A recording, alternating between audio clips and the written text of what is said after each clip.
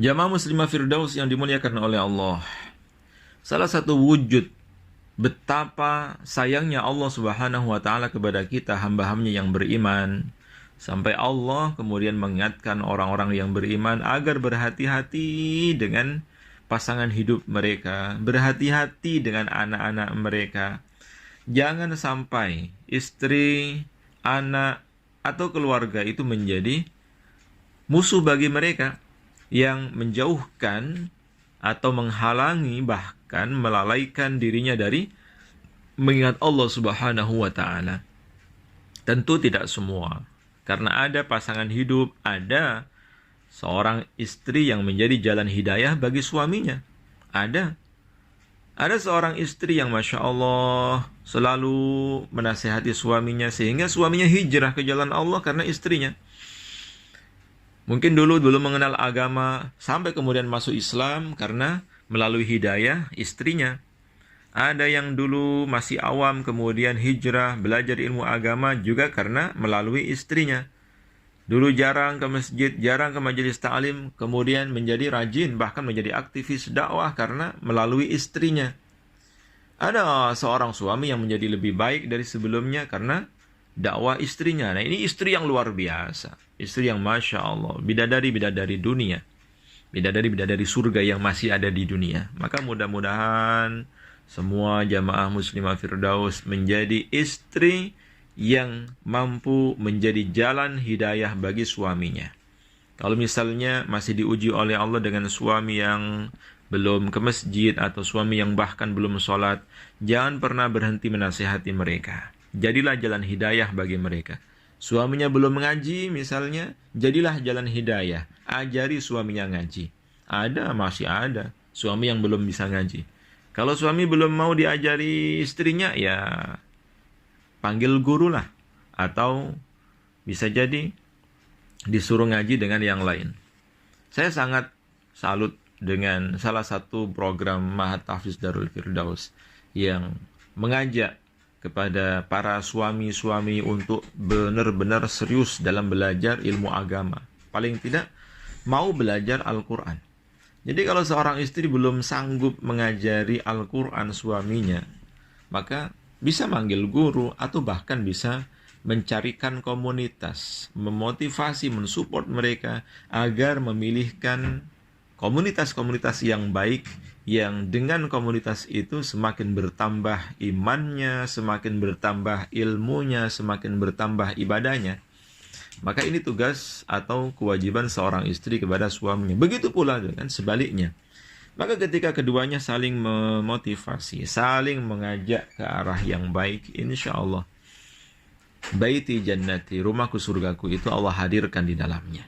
Begitu pula seorang anak, jadilah jalan hidayah bagi orang tuanya. Mungkin orang tuanya belum berhijrah, orang tuanya belum berhijab, atau mungkin orang tuanya masih murtad, atau orang tuanya belum beriman kepada Allah. Alangkah luar biasanya ketika seorang anak menjadi jalan hidayah bagi orang tuanya. Terus menerus didakwai sampai orang tuanya yang tadi belum Islam masuk Islam. Orang tuanya yang tadi belum pakai jilbab akhirnya pakai jilbab. Orang tuanya yang mungkin masih melakukan kesyirikan, praktek perdukunan sampai kemudian bertaubat kepada Allah Subhanahu wa taala hingga kemudian mendapatkan jalan hidayah. Maka itu adalah sebuah potret keluarga yang Allah sebutkan di dalam surat Al-Furqan ayat 74, qurrata a'yun, keluarga yang menyejukkan pandangan. Baik, kita lanjutkan ayat ke-15. Surat At-Taghabun, lanjutan dari ayat yang ke-14 tadi. A'udzu billahi minasy syaithanir rajim. Innama amwalukum wa auladukum fitnah wallahu 'indahu ajrun 'azim. Innama amwalukum, sesungguhnya harta benda kalian. Jadi ini kelanjutan dari ayat ke-14 tadi. Ayat 14 menjelaskan bahwa istri-istri kalian, anak-anak kalian adalah musuh bagi kalian.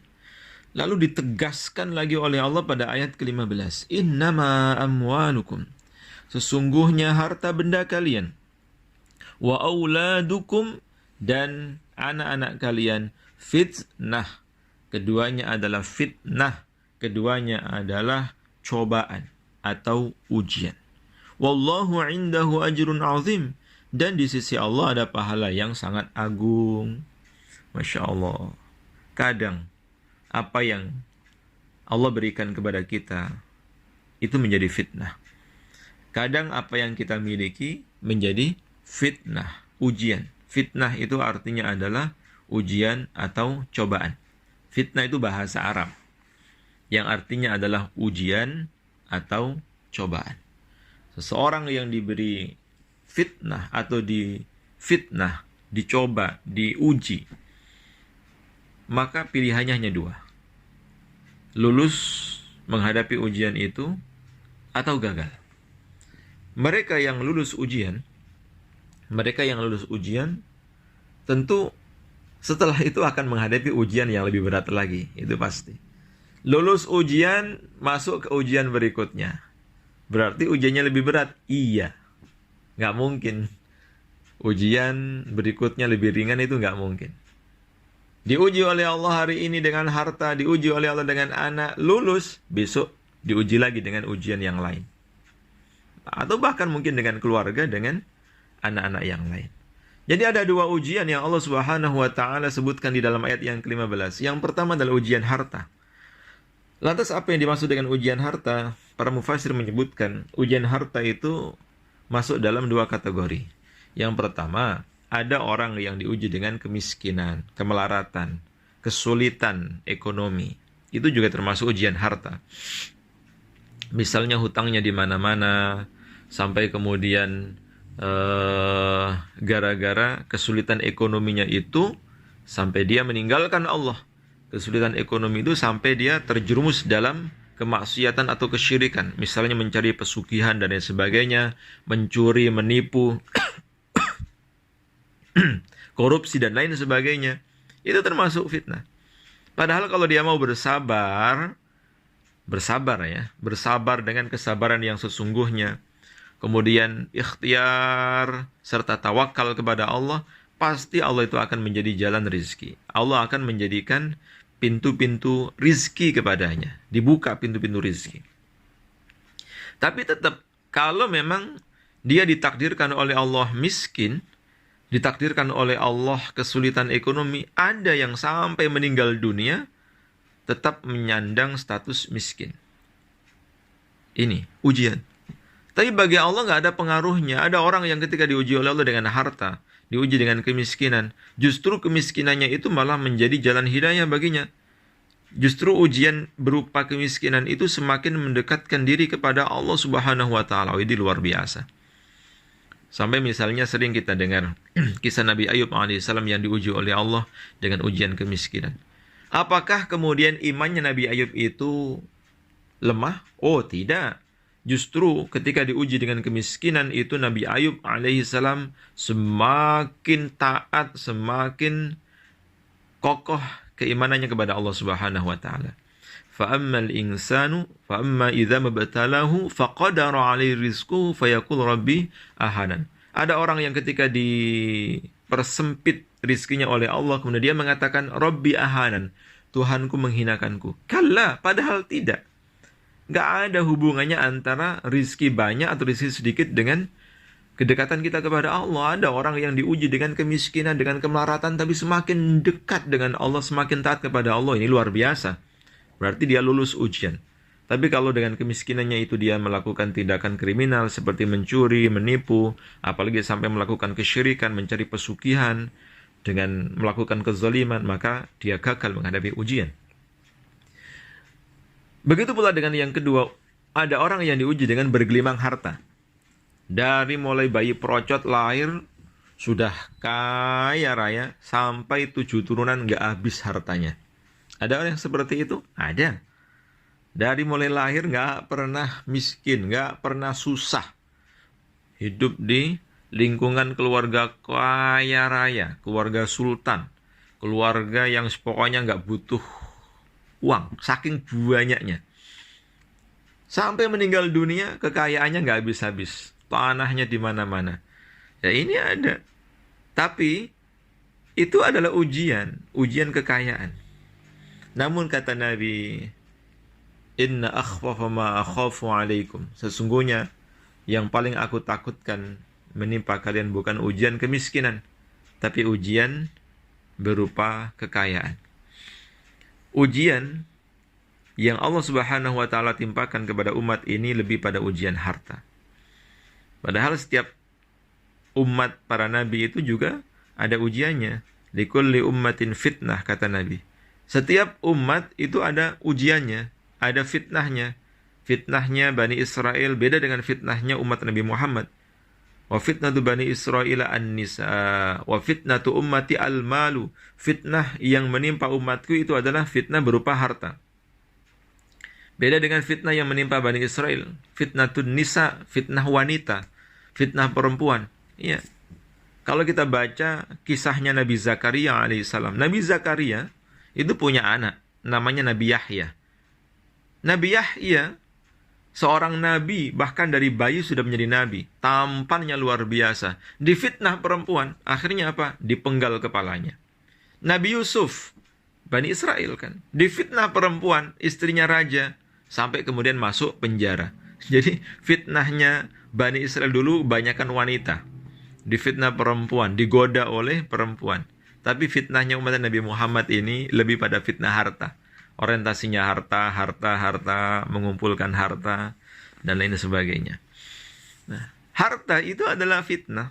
Innama amwalukum. Lalu bagaimana agar kita selamat dari fitnah harta? Salah satunya adalah berusaha mencari dengan cara yang halal, kemudian mentasarufkan, mendistribusikan juga ke tempat-tempat yang halal. Ya, bukan banyaknya, tapi kehalalannya. Karena walaupun sedikit, tapi halal itu akan menjadi berkah. Berkah walaupun sedikit pasti akan mencukupi. Ya, berat. Hisabnya harta itu berat. Harta yang dihisab itu adalah harta yang halal.